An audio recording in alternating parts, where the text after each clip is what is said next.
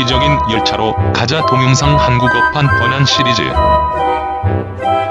제1회 일본 국유 철도편 1. 50개 객차에 관한 사연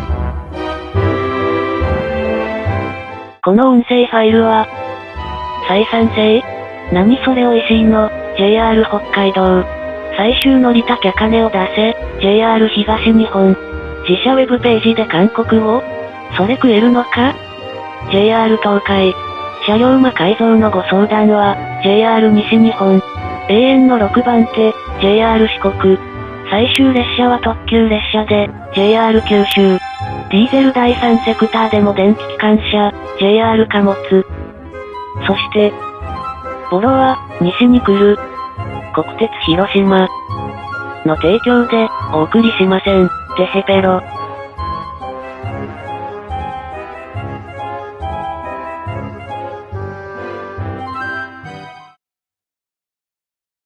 시대는 바로 일본의 고도 경제 성장기. 당시 국철이 신칸센이나 수도권 통근 노선의 기반 강화 정책에 주력하는 나머지 지방 노선의 완횡 열차는 화려한 모습을 띤 우등 열차에 비하면 너무나 초라한 모습으로 남아있었다. 지방 로컬선 완행 열차는 동력 현대화로 의해 일부 구간에서 기동차가 투입되는 것이 고작이며 중간선의 경우 얼마 전까지 우등 열차로 운행된 객차가 격화되어 내려오기도 했으나 형식으로 따지면 그런 객차야 내려왔을 때에는 벌써 구형이 된 셈이었다. 이들 구형 객차는 좁은 덱 부분 탓에 아침에 혼잡시 수송을 충분히 대응하지 못했을 뿐만 아니라 그 안전면에서도 치명적인 문제가 내포되어 있었다. 바로 차량 도어가 자동문이 아니었다는 점이었다. 당시 구형 객차에 설치된 도어는 어디까지나 수동문이었고 점거 중, 주행 중, 시도 때도 없이 사람이 손잡이를 돌리면 마음대로 도어를 여달 수 있었다. 물론 아무리 수동문이라 해도 개념이 있는 사람이라면 주행 중 열차의 도어를 일부러 열거나 닫으려는 생각이나 들 리가 없었겠지만 문제는 개념 없는 일부 불량 고딩들이었다. 저들이 좁은 객차 내 덱에서 서로 장난삼아 놀고 다투는 일이 예사였고 심지어는 도어와 함께 그놈의 남대문을 활짝 열었다가 방류하는 용사까지 있었다. 이와 같은 행동의 결과 어떠한 인신사고가 났다 하더라도 당사자인 국철이 전적으로 책임을 질 필요가 없었음은 당연한 이치였기는 하나 열차 주행 중에도 도어를 여달 수 있는 차량 구조 자체가 문제였기에 어쨌든 간에 개선해야만 하는 일이기도 했다. 그때까지만 해도 국토 균형 발전?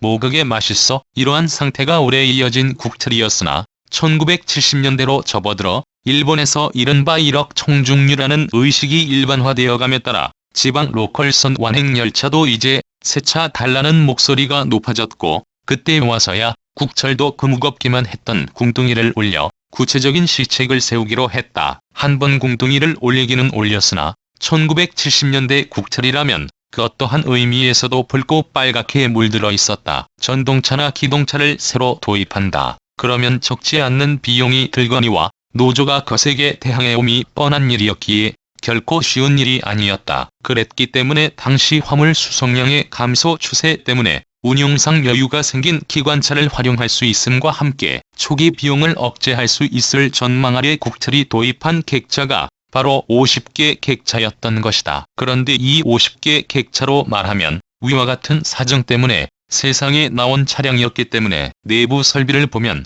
같은 세대에 속한 도시 근교형 차량에 비하면 혁신적으로 보이는 부분은 많지 않다. 냉방장치만 보아도 준비 공사로만 된 점 등 당시 필요하긴 했으나 최소한 투자로 구현할 수 있는 범위에서의 계량만 시공된 것이었다. 차체 도색은 당시 국철의 내부 사정이 반영되어서 그랬는지 아니면 투입된 노선이 주로 지방 적자 노선이었기에 그랬는지 빨간색이었고 그로 인해 철도 동호인들은 50개 객차를 레드트리인 즉 붉은 열차라는 이름으로 불렀다. 바로 회사의 경영 상태가 불이 났을 때 나올 만한 전동차라 할 수도.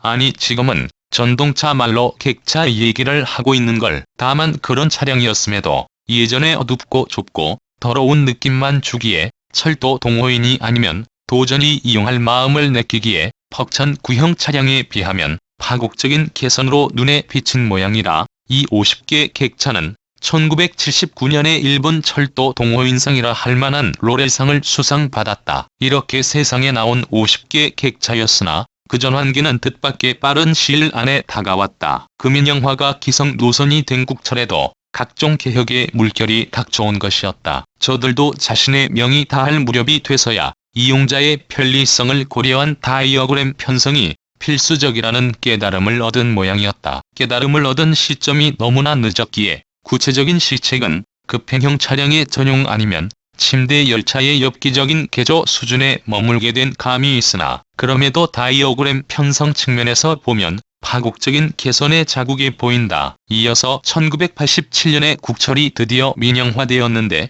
50개 객차는 원만 운행에 대응하지 못했을 뿐만 아니라 객차의 속성으로 종점에서 기관차를 반대쪽으로 연결해야 하는 점이 당시 JR 각 회사에서 경영 합리화의 표적이 되었다. 결국 엽기적인 개조를 거쳐 살아남은 일부 차량을 빼고는 거의 모든 차량이 제조 후 20년을 전후한 무렵에 폐차 처리되었다. 2002년에는 츠가루카이 교선에서 운용된 괴속열차인 가이큐가 폐지되었는데 이 일은 50개 객차의 정기 운용 편성이 사라졌음과 동시에 객차와 기관차로 운용되는 보통 열차가 사라지는 일이기도 했다.